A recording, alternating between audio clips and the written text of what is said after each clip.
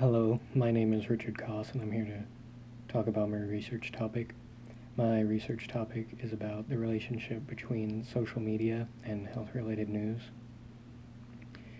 I chose this topic because, based on my daily life and experiences, a lot of people have turned to social media as their primary source of news in most cases, and a very important one would be health. I take health very seriously, so I just wanted to see if people were, primarily if people were at risk by using social media as their primary health news source. Um, so I went into this knowing that people would use social media to acquire health news, but what I didn't realize is that even the health organizations, the official people that give out health news, um, turn to social media to see what kinds of topics we're interested in and actually get our information and then tailor what they put out specifically toward what we seem to want. So my paper will be organized into three main areas. The effect social media has on the public's consumption of health news. And the second piece would be the effect that social media has on the people that are distributing that news. And the third section is kind of a miscellaneous catch-all section, because what I didn't realize is there are so many new rules and regulations either recently created or are under consideration to be created due to the advent of social media. One of my articles talked about, there may be ethical concerns if people are freely distributing personal health information online via social media. So there were a lot of good papers I could choose from, journal articles, academically authored papers. So it was hard to narrow down to what I would consider my main papers, but I think the ones that I have chosen as my main papers are the ones that will have the greatest opportunity to aid me in the most places.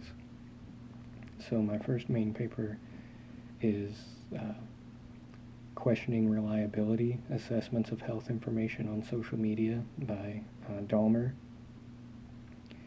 This study is very, very dense with statistical evidence as to how we perceive social media health news, and then it goes on to evaluate, in those cases people felt like it was safe and trustworthy information, whether or not it was actually valid. So the second main paper I chose is The Function of Social Media in the Healthcare Industry by Nika. And this paper provides a very well-rounded general overview detailing the structures and interactions between social media and health news. So this paper specifically stays away from any really specific consideration and just talks about the overall structures involved. So the third important paper I have listed is In Sickness and in Health, Clinical Research and Social Media by Ray. This study provides a very highly detailed information on both the people consuming the health news, the people distributing the health news, and then any government bodies that may, need to intervene in certain instances where privacy laws are being violated.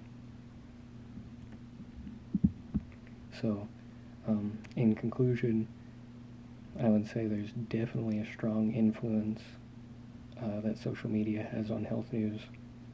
but there's not really a clear-cut positive or negative effect. It's more of a case-by-case basis. The research would suggest that it is up to the users, both supplying and consuming the information, to use, their best judgment as to whether they're actually helping or hurting. Another interesting point that was brought up in one of the articles is that a lot of doctors in rural areas use it to speak to clients that would otherwise be inaccessible, to give, general health announcements, whether there's been some kind of outbreak or something to watch out for, without actually having to physically travel to their residence or try to mail them anything if they're really remote.